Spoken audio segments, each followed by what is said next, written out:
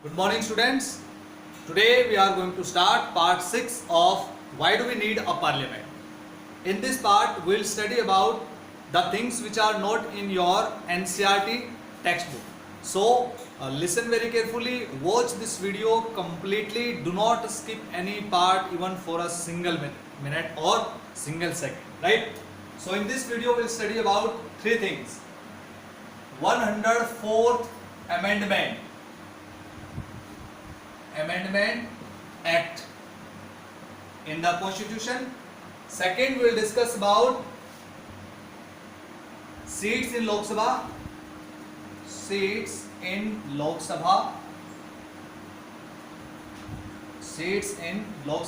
And we will study about national parties.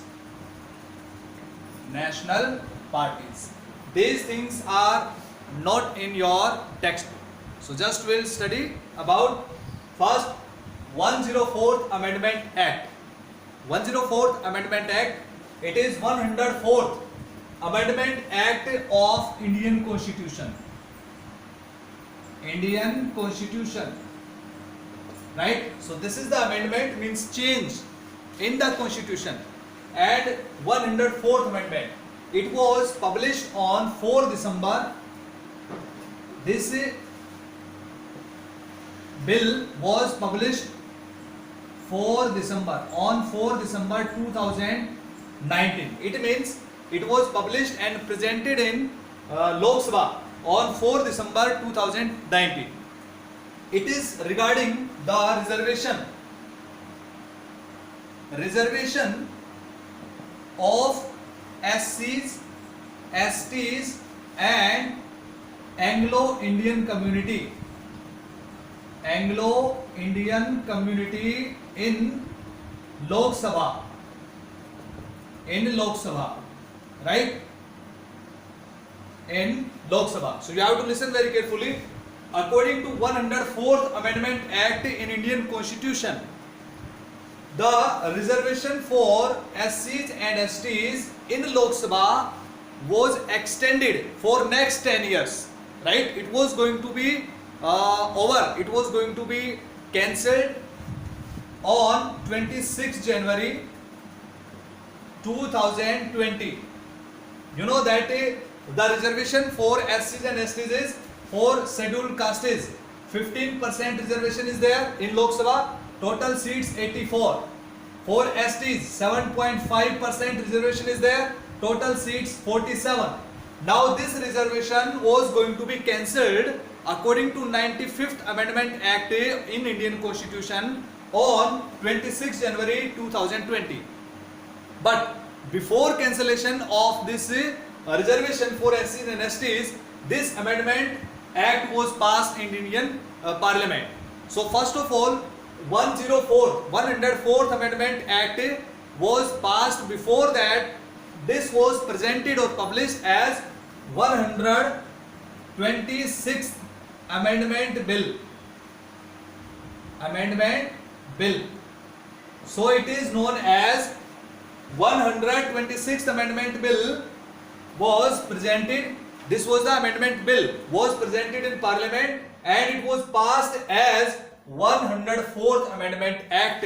So this was the bill, and when it was passed, it was Act. It became Act after passing in Lok Sabha and Rajya Sabha. It was passed in Lok Sabha on 10 December 2019. It was passed in Rajya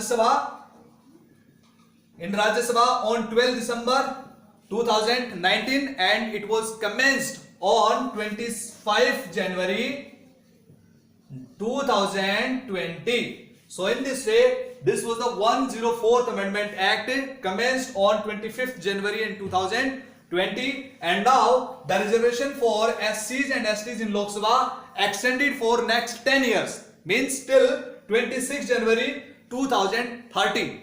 Clear? It was extended for next 10 years. For SCs and STs, this reservation will be continued. Understand? But one more thing you have to note down, that the reservation for Anglo-Indian community was not extended. You know that in Lok Sabha, how many members were nominated by the president?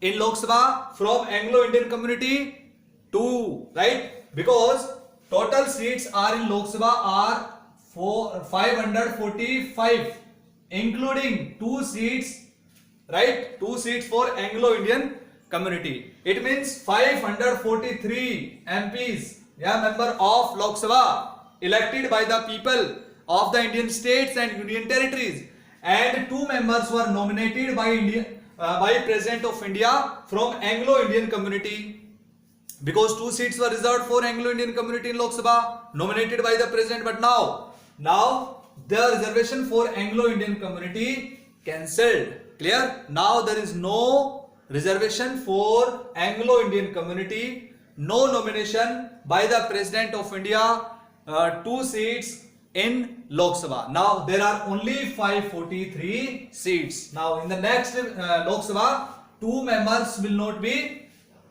be appointed or will not be nominated by the President of India. I hope that you understood this 104th Amendment Act of Indian Constitution. So these were the main things according to 104th Amendment Act of Indian Constitution. Now we'll study about national parties, then we'll discuss about seats in Lok Sabha. So next topic is national parties. We have discussed about parties in the previous videos, that there are more than 800 parties are there recognized, means registered with the National Election Commission, right? Registered with the Election Commission, and out of these more than 50 are the state parties, and there are 8 national parties. How many? 8 national parties. So state parties and national parties. National parties are the parties which get the quota or the recognition as national parties, which get the party which gets 4 seats in Lok Sabha, at least 4 seats in Lok Sabha, and 6% of total votes in the previous Lok Sabha election. Clear? That becomes national party. Second criteria, if any party becomes state parties in 4 states, that also can become the national parties. So in this way there are 8 national parties. Which are 8 national parties? INC, Indian National Congress. It was established in 1885, you know. After that, BJP, Bharatiya Janata Party, established in 1980. BSP, Bahujan Samaj Party, 1984. After that, Communist Party of India, CPI, Communist Party Marxist. It was founded in 1925. CPM founded in 1964. After that, NCP, Nationalist Congress Party. I write the full form. Indian National Congress. Indian National Congress is the national party. It is one of the oldest parties in India. Bharatiya Janata Party.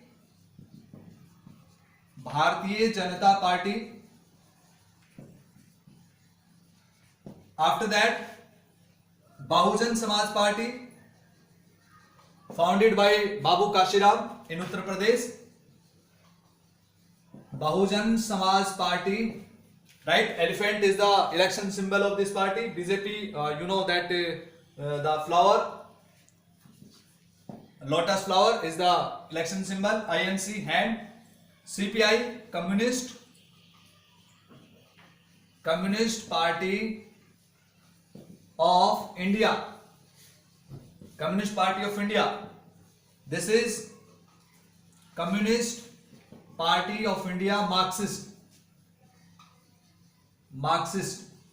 right? Nationalist Congress Party. The head of this party is Sharad Pawar. Clear? 1, 2, 3, 4, 5, 6. 7th party, All India Trinamool Congress, AITC. The head of this party is Mamata Banerjee in West Bengal. All India Trinamool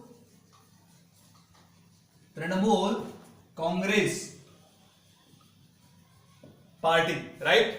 and eighth one is NPP, National People's Party. This is the party of P.A. Sangma. P.A. Sangma was segregated from NCP, right? And then he formed this party, and now this party is in government in Meghalaya. NPP. This is the 8th national party declared in June 2019. June 2019. So dear students, in this way there are 8 national parties in India. Now the next topic is seats in Lok Sabha. Seats in Lok Sabha. You will get the PDF of the number of seats in the states and union territories. Clear? So right now there are 543 seats in Lok Sabha, and these members are elected for 5 years, tenure of 5 years. But before the tenure of 5 years, completion of 5 years, the President of India can dissolve Lok Sabha if the government comes in minority. Clear?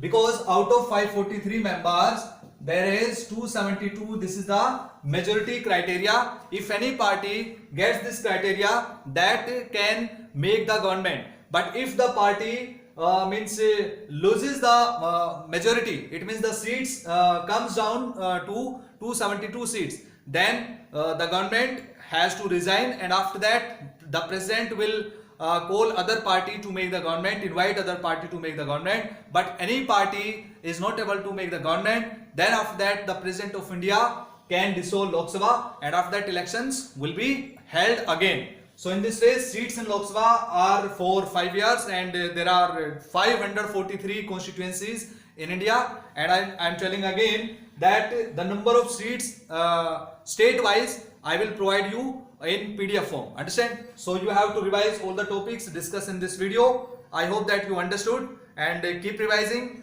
learn the topics and read the chapters. Thank you. Have a nice day.